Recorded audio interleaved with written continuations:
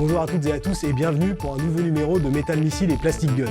Aujourd'hui, pour continuer cette nouvelle année, nous allons avoir une émission très particulière en effet, puisqu'elle sera consacrée à cette fantastique série que je considère comme un mythe fondateur de la passion japonaise dans l'Hexagone, Chodenshi Bioman, Super Electron Bioman.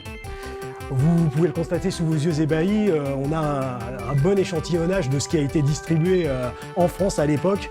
Donc Bioman est une série japonaise, il me semble que c'est le 8e Super Sentai officiel au Japon. Et il a été diffusé là-bas en 1984. Nous en France, nous l'avons eu en 85, me semble-t-il, d'abord sur Canal+, une première diffusion sur Canal+, donc en crypté ou en décrypté, je ne sais plus.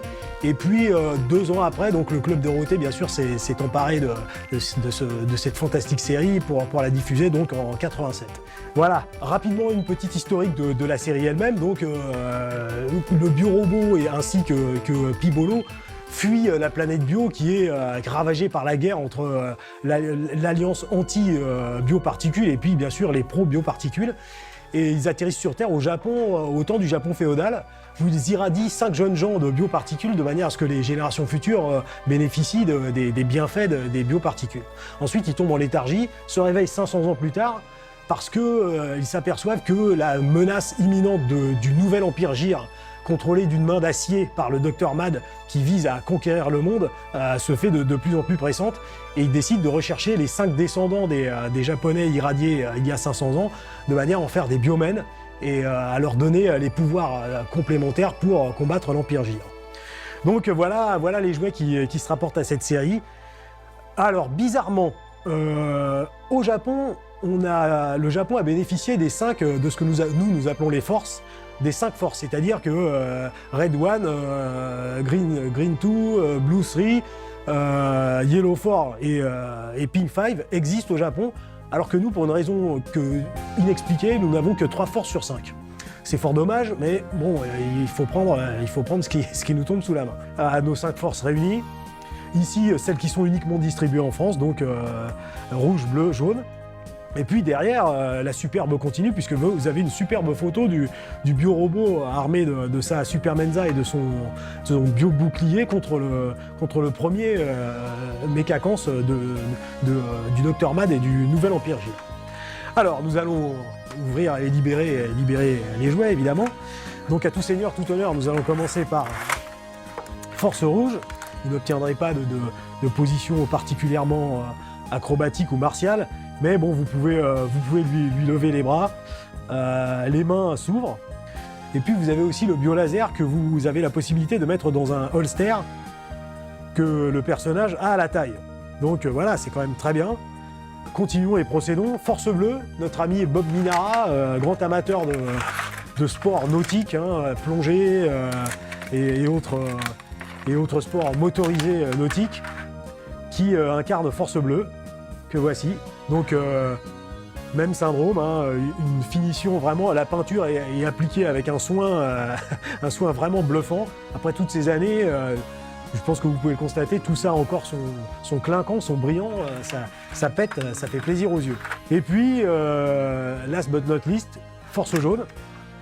Alors les fans le savent aussi, il y a une petite histoire au sujet de Force Jaune, puisque au début de la série, Force Jaune est une jeune fille qui s'appelle Mika Koizumi, qui est une photographe professionnelle spécialisée dans la photographie de nature sauvage.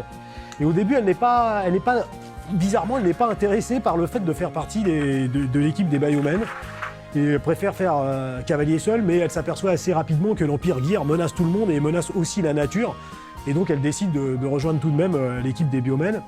Autre chose à préciser, c'est que ce personnage ne vit que 10 épisodes, puisqu'il est mis à mort par l'impitoyable Mason qui lui projette des antibioparticules jusqu'à ce que la pauvre succombe. Voici une boîte vraiment superbe du biorobot. Alors là aussi, une boîte qui, me semble-t-il, n'a été distribuée qu'en France et au Royaume-Uni, parce que bon, elle porte des annotations en français et en anglais. Petite étrangeté, c'est que pour la boîte du Biodragon transporteur que nous allons voir tout à l'heure, en France, elle a été distribuée dans ce packaging, donc un packaging bleu qui, à peu de choses, ne mentionne quasiment aucune référence à Bioman, sauf Biodragon que vous voyez ici, mais plutôt à Robo Machine. Parce que, comme vous pouvez le constater, sur le Biodragon transporteur en version porte-avions, bah, ils ont mis des avions, mais des avions qui font partie de la série qu'on appelle La Revanche des Gobos, qui est une série américaine, un peu pendante à Transformers, où des robots extraterrestres qui peuvent prendre des formes d'avions, d'hélicoptères, de voitures, viennent sur Terre et bien sûr protègent la Terre contre les cruels renégats menés d'une poing de fer par l'immonde Cyclos.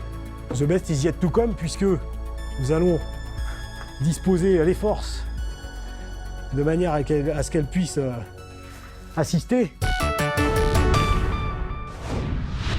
À cette époque bénie, tout jouet japonais se devait de lancer des missiles. Donc évidemment vous en avez. C'est du missile qui est très résistant, qui tape et qui a la particularité de pouvoir se charger dans n'importe quel sens, puisqu'il est moulé de la même façon des deux côtés. Et comme vous allez pouvoir le constater, voilà, le meilleur reste encore à venir, puisque en pliant les ailes ainsi, et en reproduisant exactement le processus de transformation de la série. Je tiens à préciser que dans tous les Super Sentai, lorsque vous voyez les véhicules, les mechas se transformer, le jouet se transforme nécessairement exactement de la même façon. Donc vous ouvrez l'avant en appuyant sur le bouton ici, hop, voilà, vous le coincez par en dessous. Ensuite, les panneaux latéraux, vous tirez ici. Sur les bonnes vieilles attaches Bandai, là aussi les collectionneurs vintage savent de quoi je parle. Sous cette forme, bien évidemment, vous pouvez aussi lancer les missiles, donc le bonheur continue. Ensuite, vous abaissez l'arrière pour libérer l'ensemble. Vous avancez les protège-tuyères. Et voilà. Et vous obtenez donc le Biodragon transporteur en version porte-avions avec le Biojet 1 et le Biojet 2. Une fois que le Biojet 1 et le Biojet 2 ont pris l'air, nous allons procéder à la bioconnexion. Et oui, donc qui là aussi, au niveau du jouet, se fait exactement comme dans la série. Vous prenez le Biojet 1, hop, vous rabattez le nez, qui découvre la tête du biorobot, et vous les retournez, puisqu'en fait les tuyères du Biojet 1 sont les points du biorobot. Ensuite, vous prenez le Biojet 2, exactement comme dans la série, vous allongez les jambes et vous les retournez, vous refermez le train d'atterrissage, bioconnexion,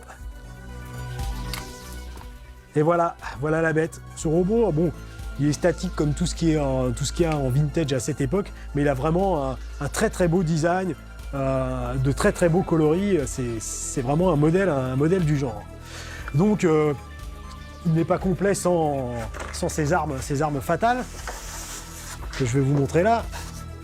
Donc lui aussi, bien sûr, sous forme de biojet, il peut aussi projeter des missiles, parce que c'est toujours utile, des missiles pour faire comprendre à son outrecuidance à l'importun, un bon coup de missile dans la tronche. Vous avez ici le bio-bouclier, et puis, évidemment, la fameuse Super Menza. Pam, pam, Super Menza Flash, voilà, l'épée de lumière auquel aucun Machigan Kabinogans ne résiste. C'est vraiment du Bandai vintage à son apogée. Je me répète, mais c'est vraiment hautement appréciable d'avoir ces pièces, parce que c'est une réussite vraiment époustouflifiante. Donc voilà, le futur de l'humanité, les biomen qui ont été chez nous une pierre angulaire de la passion japonaise. Des personnages chamarrés et charismatiques, des mechas qui pètent tout. Les jouets sont quelque chose de beaucoup trop sérieux pour être confiés aux enfants.